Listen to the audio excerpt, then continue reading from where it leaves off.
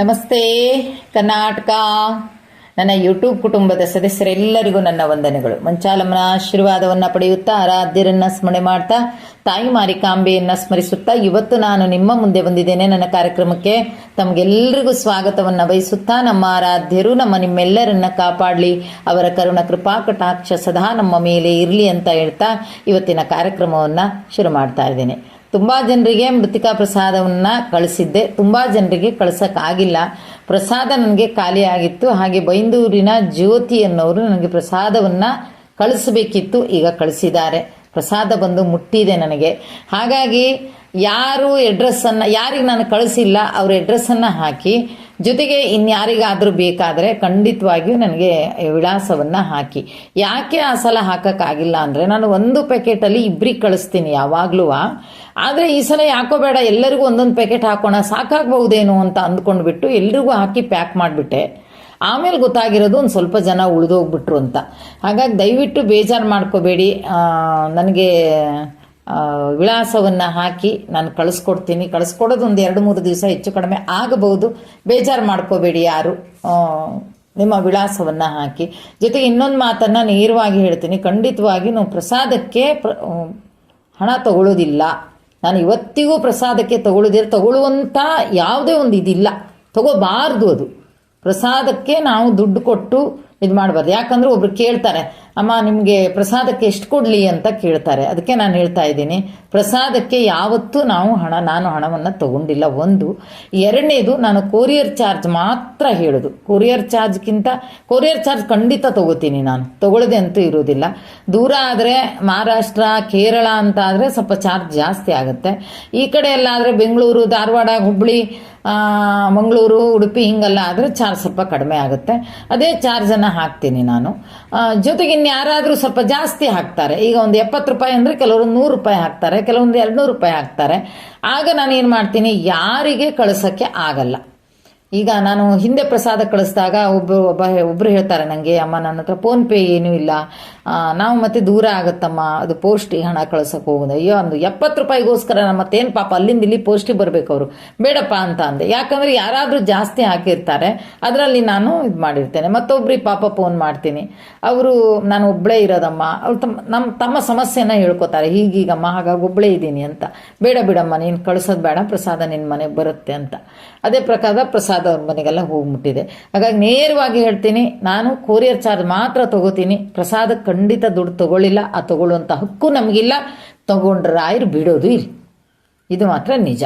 ಏನೋ ನೀವು ಜಾಸ್ತಿ ಹಾಕ್ತೀರಿ, ಅದನ್ನು ಮತ್ತೊಬ್ರಿಗೆ ವಿನಿಯೋಗ ಮಾಡ್ತೀವಿ, ಅಥವಾ ಏನಾದರೂ ಸ್ವಲ್ಪ ಉಳಿದ್ರೆ ನಾವೇ ಅದನ್ನು ಖರ್ಚು ಮಾಡ್ಕೋತೀವಿ, ಅಷ್ಟು ಮಾಡ್ತೀವಿ. ಬಿಟ್ಟರೆ ಪ್ರಸಾದಕ್ಕಂತ ಹಣನ ತಗೊಳ್ಳೋದಿಲ್ಲ. ದಯವಿಟ್ಟು ಹಾಗಂದ್ಕೋಬೇಡಿ. ಅಲ್ಲ, ಅವ್ರು ಅಂದ್ಕೊಂಡು ಕೇಳಿರೋದಲ್ಲ, ಪ್ರಸಾದ ಕಳಿಸಿದ್ದಕ್ಕೆ ಕೇಳಿರೋದು. ಅಮ್ಮ ಕೊರಿಯರ್ ಚಾರ್ಜು ಮತ್ತು ಪ್ರಸಾದಕ್ಕೆ ಎಷ್ಟು ಹಣ ಅಂತ ಹೇಳಿ, ಮೃತ್ತಿಕಾ ಪ್ರಸಾದಕ್ಕೆ ಎಷ್ಟು ಹಣ ಅಂತ ಹೇಳಿ ಅಂತ. ಹಾಗೆ ಯಾವತ್ತೂ ಮಾಡಲಿಲ್ಲ, ಮುಂದೆ ಮಾಡೋದು ಇಲ್ಲ ನಾನು ಪ್ರಸಾದಕ್ಕಾಗಿ. ಇನ್ನೊಂದು ವಿಷಯ ಏನು ಅಂದರೆ, ಅದಕ್ಕೆ ವಿಳಾಸವನ್ನು ಹಾಕಿ ನಾನು ನಿಮಗೆ ಪ್ರಸಾದವನ್ನು ಕಳಿಸ್ಕೊಡೋ ವ್ಯವಸ್ಥೆಯನ್ನು ಮಾಡ್ತೀನಿ. ಇನ್ನೊಂದು ವಿಷಯ ಅಂದರೆ, ತುಂಬ ಸಂತೋಷವಾದಂಥ ವಿಷಯ ನಾನು ನಿಮಗೆ ನನ್ನ ಇದರಲ್ಲಿ ಹಾಕ್ತೀನಿ.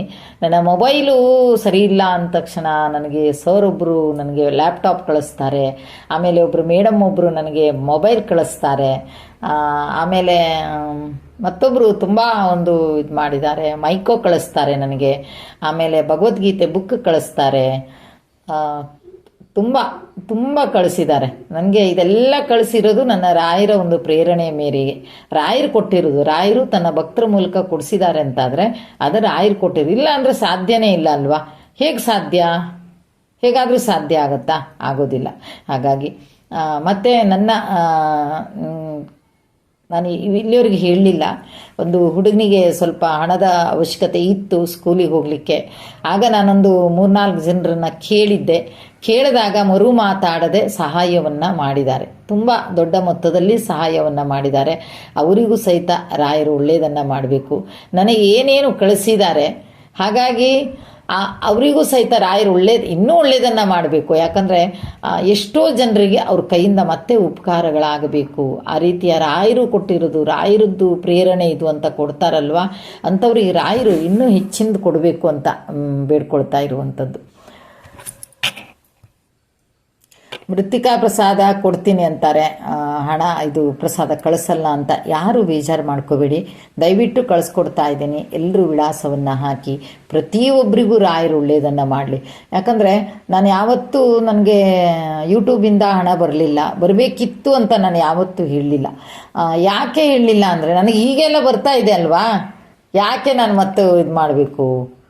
ಇಷ್ಟೆಲ್ಲ ವ್ಯವಸ್ಥೆಗಳನ್ನು ರಾಯರು ಮಾಡಿಕೊಡ್ತಾ ಇರುವಾಗ ನಾನು ಯಾಕೆ ಇದು ಮಾಡಬೇಕು? ನಾನೀಗ ಒಂದು ಅಂದಾಜು ಎಲ್ಲನೂ ಲೆಕ್ಕ ಹಾಕಿ ನೋಡಿದಾಗ ನಾನು ಯೂಟ್ಯೂಬ್ ಮಾಡಿದಾಗಿಂದ ಇಲ್ಲಿ ತನಕನ ನನ್ನ ರಾಯರ ಭಕ್ತರು ನನಗೆ ಕೊಟ್ಟು ಕಳಿಸಂಥ ಗಿಫ್ಟು ಎಲ್ಲ ಲೆಕ್ಕ ಹಾಕಿದಾಗ ಸಾಧಾರಣ 1.5 ಲಕ್ಷಕ್ಕೆ ಮಿಕ್ಕು ಹೋಗಿದೆ ನನಗೆ. ಅಷ್ಟು ಹಣದ ವ್ಯಾಲ್ಯೂಯೇಷನನ್ನು ಕಟ್ಟಿದ್ದೀನಿ ನಾನು. ಹಾಗಾಗಿ ಇದಕ್ಕಿಂತ ಹೆಚ್ಚಿನ ಇನ್ನೇನು ಬೇಕಲ್ವಾ?